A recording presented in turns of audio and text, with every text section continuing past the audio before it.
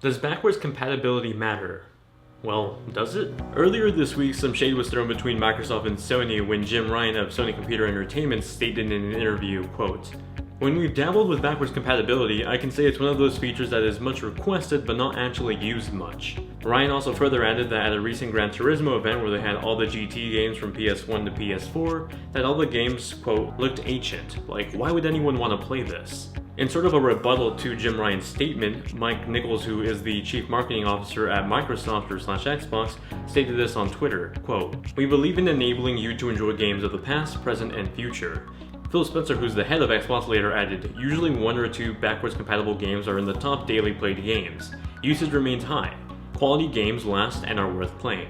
Now the question comes down to us, the consumers. What do we think about backwards compatibility? Let me know what you think personally in the comment section down below, but for me, because I can only speak about myself, I always thought it was a really cool feature, but never a buying factor when buying a brand new console, not even before I became a critic or a gaming YouTuber, when I was just an average consumer. While it's pretty much a lie for anyone to say, no, I don't enjoy old video games because hey, at one point our current video games will also be old video games. However, my personal view has always been that I never buy a new console to play my older games. It's just a pro-consumer / convenience if it does have backwards compatibility. Now first and foremost, I bought an Xbox One to play Xbox One games and I bought a PS4 to play PS4 games.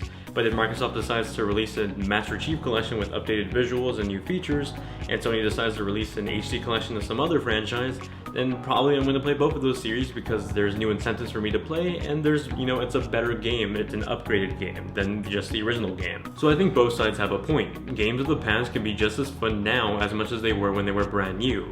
But I'd be completely lying if I said new features don't give me an incentive or give me motivation to replay them rather than just having the original game, whether it's an Xbox 360 game or a PS3 game. Xbox One has had backwards compatibility for a while now, and PS4 has had PS2 classics on PS4 for a while now too, and I've had no incentive to really buy either one of them, even with the somewhat boost on Xbox One S and the trophies on PS4. Like, I have no care for either one of them. I bought an HD remasters and HD classics and a bunch of other things that are just basically upgraded versions of those games, but I haven't really cared too much about just the original game on my system. Another part of me wonders if the lack of first-party support on Xbox One and the boost in support on PS4 has anything to do with this topic at all.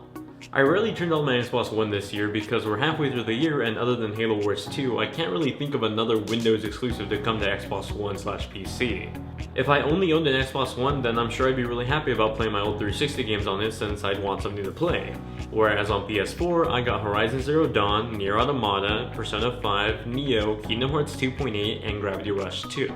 While not all of them came out once every single month, there's basically a game there for every single month of the year so far. And when you take into consideration just how long these games take, Persona 5 for example, easily an 80-hour game, then I don't really have time to complain about a lack of games because there's something I'm always playing on my PS4. So that's how the backwards compatibility topics affect me. I don't really care too much, but it doesn't mean others don't. After all, that's why we have services like Xbox One Game Pass and PlayStation Now, affordable options for those consumers that can't afford the newest releases every single month. So let me know what you guys think about those services as well as just backwards compatibility, whether you're on Xbox One or PS4, in the comment section down below. Really curious to hear what your guys' thoughts are on this topic because I think it's a pretty heated topic right now in the video game industry. If you enjoyed the video, let me know by hitting that like button, subscribe for more content just like this, and if you enjoy these type of discussion videos, let me know in the comment section down below. I'd love to discuss more opinions on more heated debates, stuff like this, whether we have differentiating opinions or similar opinions. I love to talk it out, so let me know in the comment section down below.